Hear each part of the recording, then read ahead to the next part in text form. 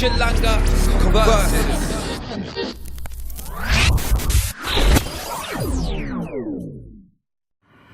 Welcome back to another discussion from Chilanga Converses with your host, Mr. Pars, aka Sunday.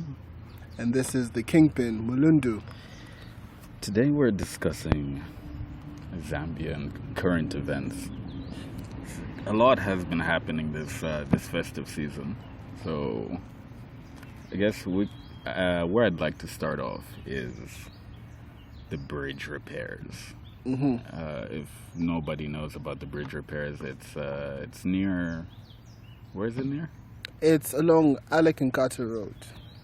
They're at the Long Acres Mall that's being constructed. Okay, so my understanding of the situation is there wasn't much planning that went into it. So by the time it was finished, it proved to be hazardous. It did, yes. To motorists. So from what I remember, it was like sharp going up, then sharp in the middle, and then like a steep descent. Which, do you know if there were like a lot of accidents that happened? Not that I know of, but eventually it was recommended by the Engineering Institution of Zambia that the bridge be demolished. And present day, if you go there, you find that the tar has been removed from the road and they're basically working on it again. So I'm guessing the reason why they didn't completely demolish it is because it costs a lot of money, doesn't it? It does, yes. I don't know if it's millions of dollars. But yeah, you can't get rid of that because that would be like, you guys just wasted $6 to $13 million, which nobody really spends on a bridge. But I guess the ruling party in their efforts to, develop Zambia, were like, doesn't matter what cost it is, let's make this country great. An argument could be made for the awarding of contracts, Okay. Yeah. So perhaps they could have been a scenario where the lowest bidder is awarded the contract for the construction of the bridge. But that's just not. But does that bidding happen before the planning or after the planning? Well, it should be a part of it because actually that's the procedure, right? For the tender, the lowest bidder gets the job. But then you think to yourself, at what cost? Because for you to have quality work, it's obviously going to cost a lot. So how is it that one person could cost so low when the other person's costing a different price? Especially if you're looking at the money you're gonna be getting for the contract, and you don't make much as a company anyway. You're gonna bid as low as you can, and you're gonna be like, I can do it. It's alright, I got this. You know what that guy was talking about? They just want, they just want to extort you or whatever. Without a doubt. But at the same time, shouldn't due diligence be done? Like, to investigate the companies that have bid before, like what kind of work have they done? Are there any lawsuits against them? Maybe go as far as checking out some of their projects physically to see if they've met like an ideal standard. Yeah. Also, I'd like to think that perhaps in awarding the contract to an independent contractor, and leaving it all up to them to perform whatever duties that they need to, or whatever work that they need to complete. Leaving that solely up to them could potentially bring problems in future. Because there should be government oversight. Exactly. Like periodically, especially if in construction, the way it works is you have a scheme of work to pretty much detail how the progress is going to be made at what stage, what you would be working on at that stage. So you looking at the scheme of work that the contractor has created, you can be like, okay, this is a period where we can check their progress and see if it's going in the right way. You know, that way you can, if anything, you can interject and be like, you guys, this is not okay. Yeah, definitely. It's puzzling, actually.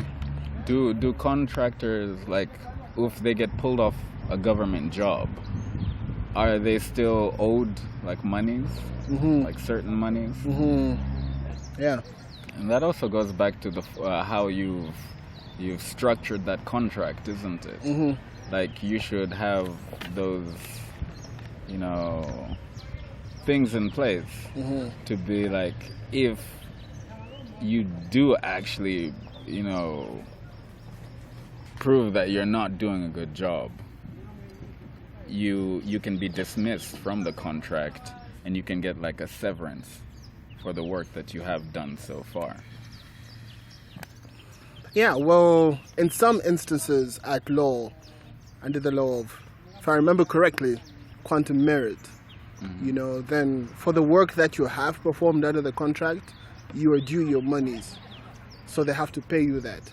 So I guess depending on how the contract would be worded between the contractor and the government, then that would lead to one situation or the other. But personally, if I were to be given a choice on what sort of like rules, hard and fast rules I'd have, basically it would be completion of the work to a standard that I'm happy with, and that an agency can verify and say this is proper and this is good, and then they would get paid. Do you know of any fatalities that have happened on that bridge, or do you think it was just like a lot of near misses where complaints started to build up? Well, I think what it was the structural design of the bridge that was proving to be somewhat hazardous because of the steep descent, you know.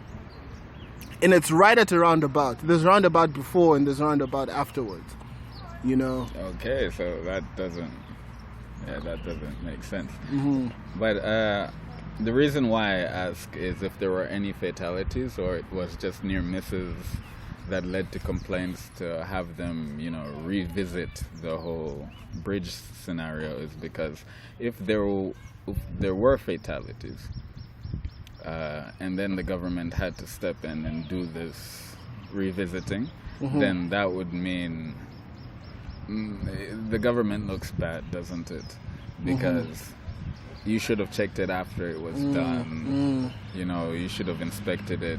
But if it was just like near misses, then it would be good in a way for the government, because they were like, okay, we saw that this was getting dangerous, so we have stepped in to, you know, prevent a potential disaster.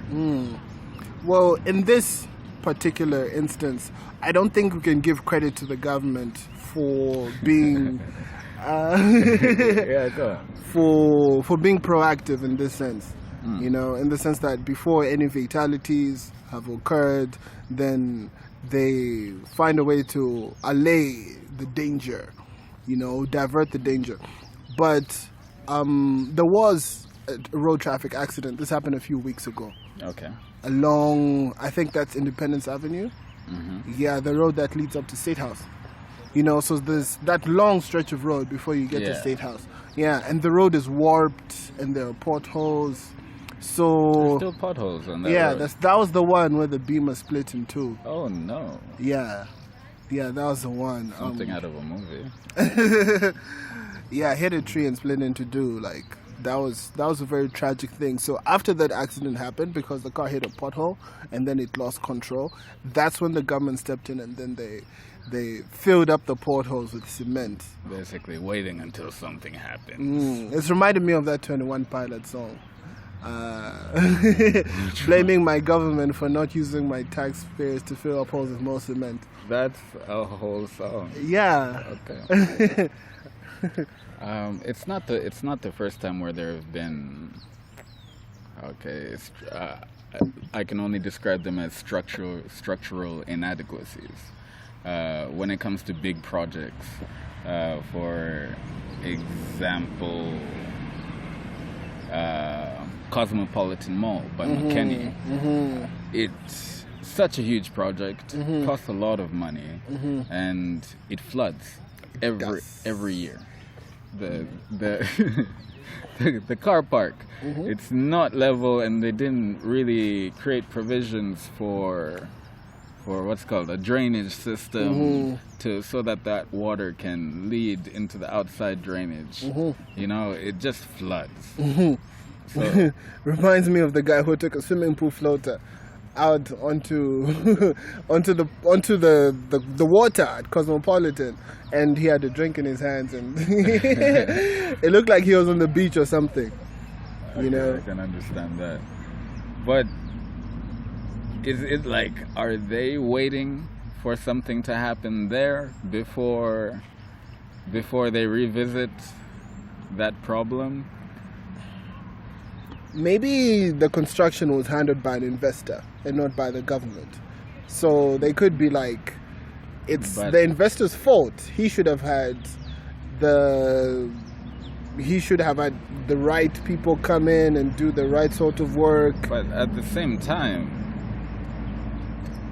it's still the government who's in charge of, you know, what happens in this country. You know, that's why, because they're the parent of anything, and everyone who comes in wanting to do stuff are like the children. So you need to provide regulations. Like, this is the standard in our country. This ensures that our people are safe. Yeah. Because in other countries, you would not find something like that happening. They wouldn't even. They might even take away your license to, you know, perform do projects in their country, because then you get blacklisted. Yeah. I think if you talk about standard setting, well, let me use this phrase: quality control. You know, a lot of quality control. I would say perhaps we're too focused on service delivery, but not really ensuring that the services are delivered with the utmost level of workmanship. Yeah, I can understand that. Because I imagine, right, that sure, they might be really focused in developing the country, right? And you fully develop the country, but every project is inadequate, or the people have been negligent in certain factors, so it's just filled with a bunch of mistakes, and you have to redo it. You know, in school, when you made mistakes in your homework, you know, they'd go to you and be like, yo, this is not right. Yeah, you were going somewhere here, but you failed. You need to redo this. I mean, I'm just saying, man. Anyway, another one would be Woodland Stadium. I don't know if it's called Woodland Stadium, but it's the mall they built around Woodland Stadium. I was there the other day, and it started to rain, right? And you know, the parking lot is filled with like paved stones, and parking lots are supposed to be, level. It's I wouldn't say it's a simple job, but it's sort of like the foundation. You know, when you want to build something, make sure the land is level.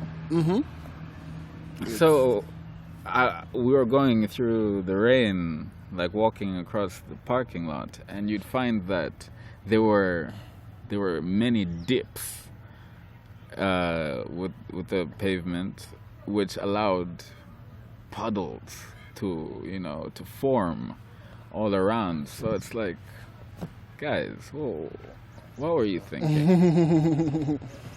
It feels like progress when something is being constructed, a new bridge, a new mall, but then you feel like the progress it's short-handed once the work is done, and it's not up to satisfaction. Yeah, and nobody likes to have something new. It's you have something new and you're excited, you're over the moon, and then what happens is you get disappointed by the job. Mm-hmm. I think that feeling of disappointment is even worse than if it wasn't done in the first place. Yep, totally agree. And another crazy one, Society Business Park, flooded, underground parking lot, completely flooded. I saw a picture of the Kanta just stuck down there. I remember at one point, one of the pillars or pylons inside Society Business Park was not.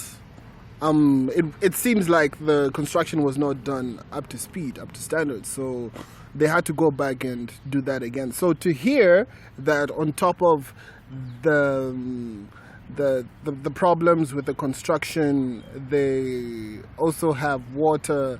Like water is piling up. It's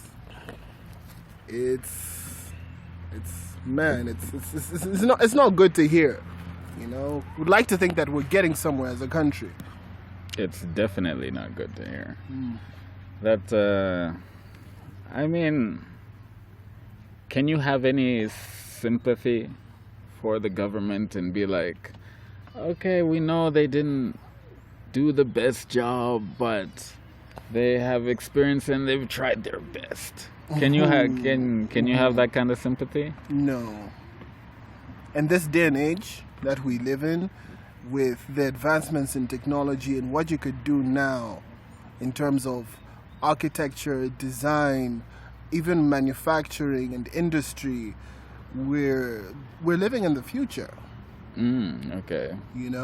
And it's like an age-old tale that we've been hearing time and time again. So it's time to break that cycle and actually have things that we have built that we can look to and say proudly that these belong to us. Okay, I can understand that, because we are basically in the future, and there's so many breakthroughs that have happened in terms of every industry you can think of, whether it be science, medicine, construction. You should be able to utilize all these developments in ensuring a high standard of living for everybody. But that, I think, like, aren't the current government like the most experienced we have in terms of politics? I mean, their only opposition is HH, and he's not a politician. Well, let's say that they have been involved with politics for a long time. Yes. If you were to say there were brand names, there would be the type of names that are easily identifiable and resonate with people because they've known them for a long time. But given that, the thing about water, when it stays in one place for too long, it starts to, it doesn't. Well, for instance, it could go bad, Yeah. So that's the reason why you have a change of government every after 5 years to sort of remove elements within that government that might become entrenched and use that power to perpetuate selfish motives and all of that. And I've always felt that 5 years is too long for a government to be in place, because especially if you know, we're all human, right? So we can all be swayed that this is the right direction to move into, but if you accidentally make a poor choice and you have an inadequate government, which I'm not saying we have, I'm just saying if it were to happen, you find that they have 5 whole years. This is bad. The damage you could do in 5 years. Anyway. Yeah, that's a discussion for another day, to shorten the term of the presidency. Okay. So I talked about, HH being the only current opposition that seems formidable for our current government. We've seen recently that he's come under a lot of scrutiny for past decisions, and recently he had a hearing, didn't he? He did. What was that hearing for? Well, this is from the rumor mill. The rumor mill says that he was being questioned in connection with a farm that he purchased in Kalomo, right? So at the time, he was a liquidator of a certain parastatal, right? Either that or he was giving advice on privatization.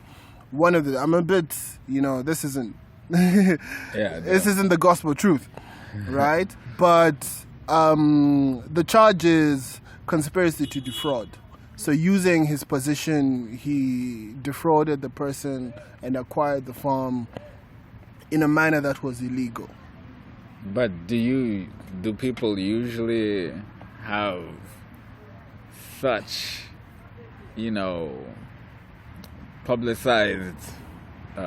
publicized hearings on such a matter? Isn't it usually just the matter is brought and then it's taken to a court and then it's dealt with there and then? Because it's not like the country was in danger from what he did. It was, it's fraud. It's just an illegal activity. Why should everybody be held to such huge conferences and hearings over such a matter? Yeah.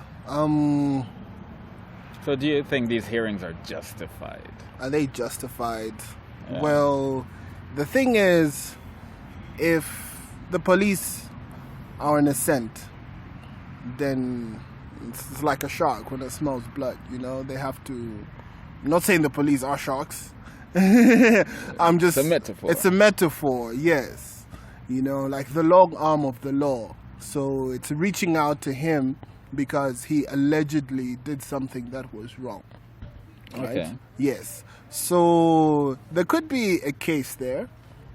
They could. So in requesting him to come to the police headquarters, I would say there's nothing wrong with that specifically. Just like how, for instance, other party leaders have been called in for questioning, this, that, and the other. Okay. The reason why I also am asking, or I want to see if it was justified to make it such, I don't know how it became such a spectacle, is because, for those of you not in this country, the hearings went very, very wrong. Yeah. We have this thing in Zambia called political cadres, and it's basically a whole bunch of supporters, for that party, and they went with him to the hearing to show their support. Solidarity.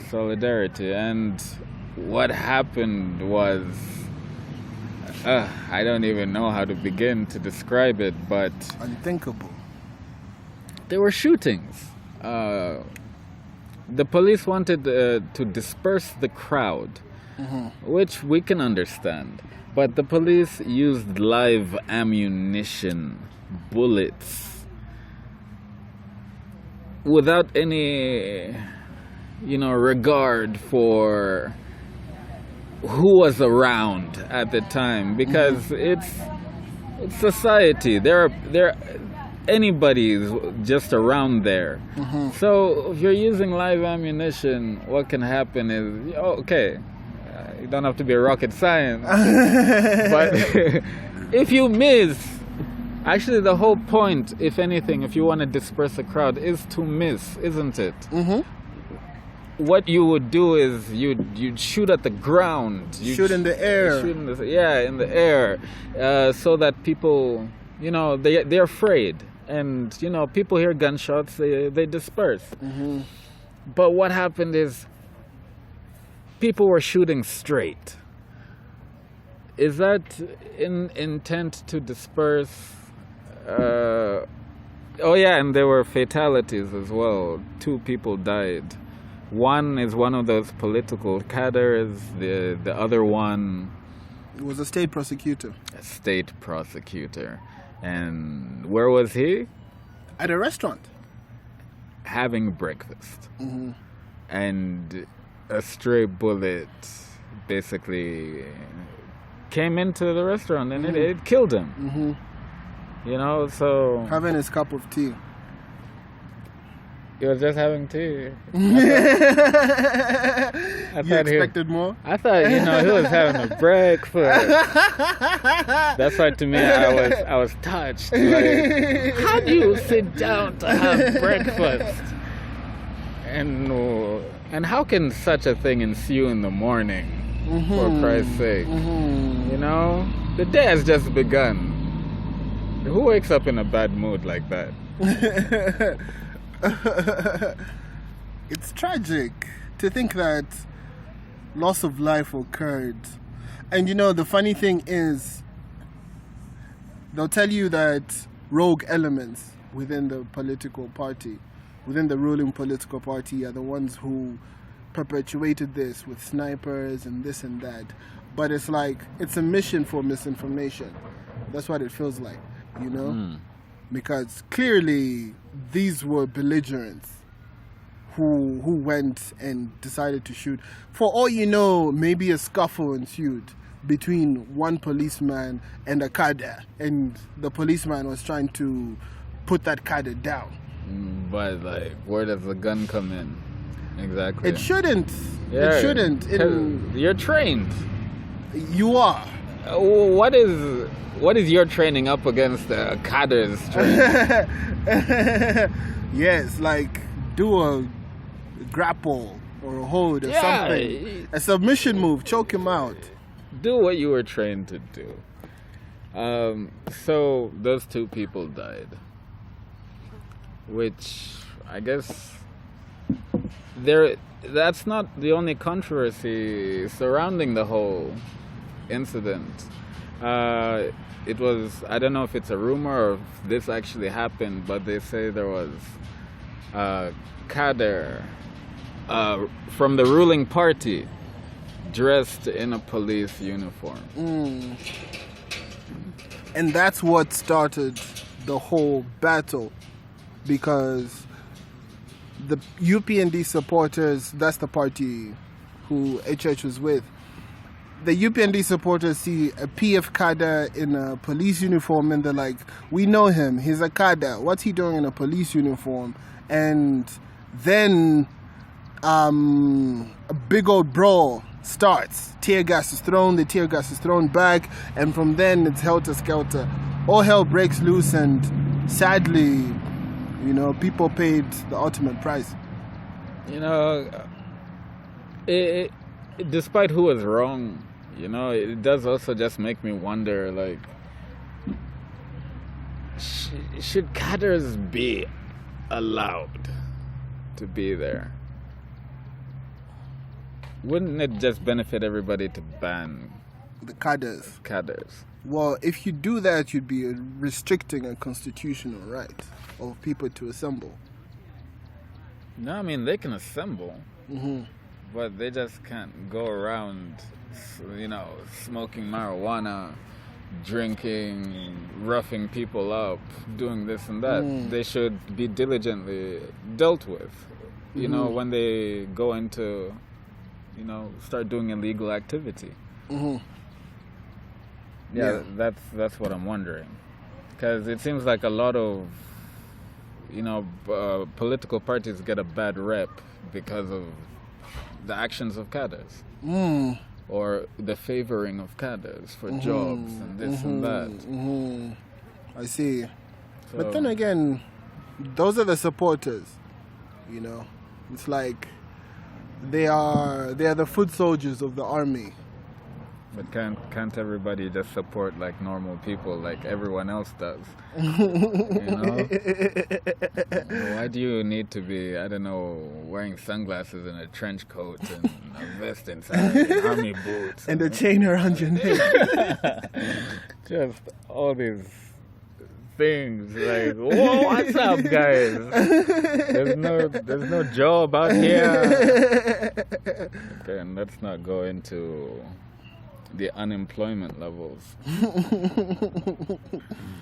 So that's what's happened during this festive season. There have also been a number of road accidents causing fatalities, and this is it's like a trend in Zambia, isn't it?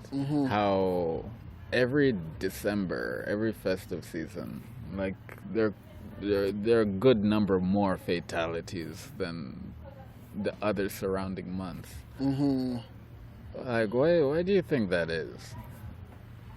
It could be because of excitement. Everybody is hyper. Everybody is supercharged. They want to go out, party, have fun, get to where they're going in a rush. So that could be a contributor. Also, there's alcohol and other things. So, it's bad. Like, buses have overturned and people have died. It's brutal. And to think that it hasn't the pandemic hasn't slowed down the festive antics of citizens. Because shouldn't there still be like social distancing laws and all of this? Instead, we're flying high. Bars and nightclubs are open, Yeah. And but I did hear that at one point the authorities wanted to make sure that during the festive period bars and nightclubs should not be open. But it's not happening, is it? No, it's not. Yeah, I was in a restaurant, a fast food place. Can't say the name, don't want to be sued. But it seems like social distancing is a thing of the past. That place was packed. Sure, they had the little sanitizer. They had the which was empty, which I needed to use it, but it was empty. And they had the little signs on the floor and the tiles that said like "stand here," "stand here." There was none of that. Me, I was standing on the little thing, but you just find people just like right next to me, and it's like it's a bit of a joke with the whole mask thing, because everyone before they order, like, they're not wearing masks. There's a good number of them, but when you get to the counter, it's like, yo, wear a mask now. I was at the movies yesterday, and I also went to a restaurant, and I had to buy a mask because I left mine at home, and I went into the place without a mask, and it was fine. I went all the way to the counter, bought my mask, and left without having to put the mask on. Okay. Wait, you placed your order? Yeah. Man, you know what happened to me? Okay. I was at one restaurant at the other end of the Woodlands Mall next to the stadium. And I had left my mask there. I forgot it. And the place I went to order more food was at the other end, and it's a massive parking lot. So I had already reached that restaurant, and you know, I see people with no masks, but like the staff are wearing masks. Sometimes they pull the mask down, and you know, when it came to me ordering, you know, I was like, could I get the pizza? And then they're like, mask. And then I'm like, I know, it's just that, can I just order, go back that side, get my mask, and then come back with it on, because it's all the way that side. And she's just like, mask. Like, You be given no quarter. Anyway, I don't know. It seems more about protecting the business rather than ensuring that people are safe from the disease, because everybody sat down in there anyway, near the counters, and the people who are eating, they're eating, and they're not wearing masks. So what have you done? You just they were safe when they came to order. They've gone to sit down to eat. They've come out with COVID. Anyway, I've also heard stories about people, like officials in banks, like having COVID. Oh yeah? Yeah. Can't say the name of the bank, you know. I guess this would be an appropriate time to talk about the mutant variant Which is? of COVID-19. Oh, okay, yeah.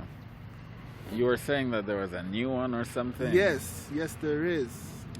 So how did that come about? What's the story behind that? Well, very little is known so far about it, but it's as much as 56% more contagious than the ordinary coronavirus. And it's dangerous, especially to the elderly and to children. Yeah, especially around Europe. Especially around Europe, yes. So, those of our listeners listening in Europe, stay safe at all times, protect yourselves, do the best you can for your families. Yeah, okay, another event which has been happening is the whole voter registration.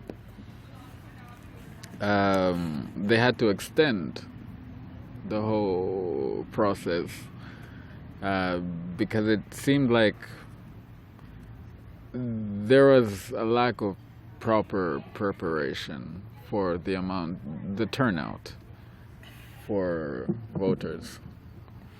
I'm sure people heard about how rigorous a procedure it was to get one. You go there, there's lots of lines, and then also you had to have done the online registration thing. So people must have got peeved out by having to stand in line for all of that. But then the period was extended for another 4 days. And in total, there's about 7 million voters who've been registered countrywide. Is it closed now? Mm-hmm. It's closed now, isn't it? Yes. Okay. There's a scandal that's brewed up that the people who were working doing all the registering, that a good number of them have not gotten their full promised salary. Some, for the 4 days extension of the voter registration period, have not been paid for that at all. Not even anything. Not even half. No. How is this helping everybody? It isn't. I guess it's the difficult position that we find ourselves in as a country. But it's like you just look worse when you promise, these things and then not deliver on them. Wouldn't it be better to just, okay, I'm not gonna say tell the truth, because maybe they went through some unexpected circumstances where they were gonna have the money, but it turned out that thing happened and it didn't. But I meant that. So yes, doesn't it just look bad? Why not just say we'll give everybody like $2,000, $2,000, instead of promising you'll get $5,000? All you gotta do is register people, and then start scratching your head when it's time to pay. Maybe the reality is our government doesn't have money all the time. So whatever money comes in has to be apportioned and utilized. And isn't that the whole point of them saying that they'll pay this amount? Because they have planned when they'd have money and how much money they could afford to give the people doing the job. I mean, I don't work there, but I assume that would be a better way to do it. Who knows what's going wrong?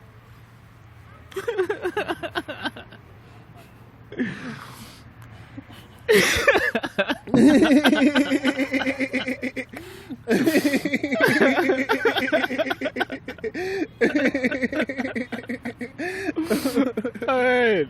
Apologies.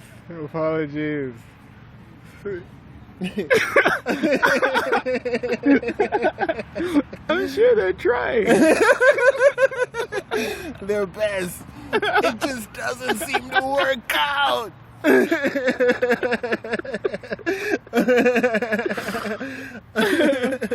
I'm gonna pay him. I promise.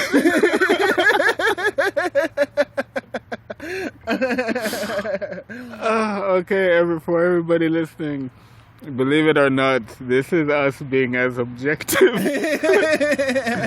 as we can be. No slander. Yeah. Nothing defamatory. We're just, things ain't happening.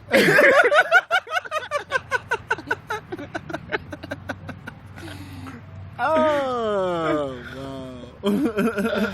But yes, 7 million voters registered. They have registered to vote. Do you think that's is that a high, a historical high, or is that normal? That is definitely a low. It's a low. It's a low, yes. Because the government themselves targeted 9 million. And 9 million is factoring in people who wouldn't show up, because population of Zambia exceeds 9 million by 6-7 million. So looking at people, logistical challenges that they may face, not being able to get a voter registration card and all of that, and then to fall short of the target that they said they would reach, it's not a good sign at all. It shows that they could have quickened the process that much more, because people waited until the 4 days extension before they went out and got their voter registration cards. I think if anything, they could have hired, the polling station I went to, there was let's say there was two people registering. Yeah, there were 2 people registering. Maybe if you had 4. Yeah. things would have moved a lot faster, and you could have even split that salary into 4. Then you'd be able to pay people. Yeah. Also, if they had been willing to take on volunteers, that would have been. That's also another thing. There are a lot of patriotic people out there who'd willingly just want to register people. Yeah.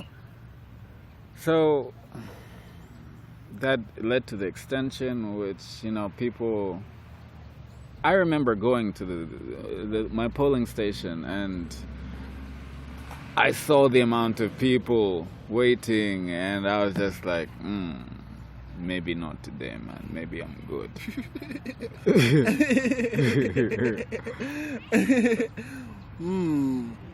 But luckily I did manage to do it. For those of you who did suffer through that whole registration process, follow it through and go vote when the time comes. Definitely. And we all know who we're voting for. Yeah, everyone knows who they are voting for. So yeah, but in this case we're all voting for the same person. Whoever that may be, we know in our hearts. That's who will move the country forward. Exactly. Whether it be their first term or their second. First term or third. No, not that one. No. Yeah. Anyway. The whole registration process, since it's not even a record high, it's actually pretty low. As you said, it's 2 million lower than the predicted number. You can also take into account all the fraudulent registrations as well. As in the people, like some people got 2 voters cards. Some people aren't even supposed to have those voters cards. So doesn't that just make the number even lower than what it actually is? There were reports from Mwami, the border between Zambia, the border town that is between Zambia and Malawi, that people from Malawi were given voters cards. Okay. Yes. Wasn't there also like that scandal in Luapula that Congolese people, or was it Congolese? That they were getting NRCs. So yeah, it's not looking. Another thing that's just not looking efficient. But regardless, it is happening at the moment. What else is happening in Zambia? Oh yes, the mayor of Lusaka got married. Oh, that happened, the marriage thing? Yes, it happened yesterday. What stadium was that? Woodland Stadium. Oh, okay. I missed it. By a day or so. Oh. See, it's okay. See, there's another social distancing thing. Because how many people does the stadium hold? And how many did he have at the wedding? I guess reportedly 300. 300. But at first, 10,000 people were slated to go. 10,000 Yeah. during a global pandemic. Poor old wedding. And he's 50, by the way. Is it his second marriage? Yes, it is. Okay. At least it's the second, not the third or fourth. It could be. That one would be a hero stadium.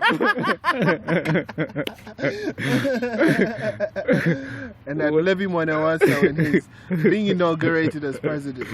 Good Lord. Yeah, anyway, congratulations to him, you know.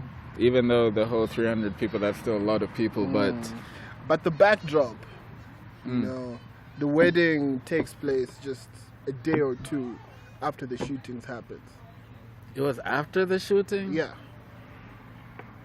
Sure, it had been planned for months, you know, but like they still went ahead with the wedding, and it's like it's not painting a pretty picture, you know. People blaming the ruling party for the shootings that happened, and yeah, and the mayor is out in the town and, you know, having the time of his life. Anyway, love beats all odds. Yeah. All right. At least we've ended on a happy note for something, you know, something that's happened recently in the country. So all of you guys, well, you'll be hearing this in January. So I hope you guys have made it, despite how crazy everything's been. Yeah, I hope you stayed safe and you drank and had fun responsibly. Yeah. This has been another exciting discussion and episode on Chilanga Converses with your host, Mr. Pars, or you can call me Sunday. Mulundu, the kingpin. Catch you guys on the next one. One.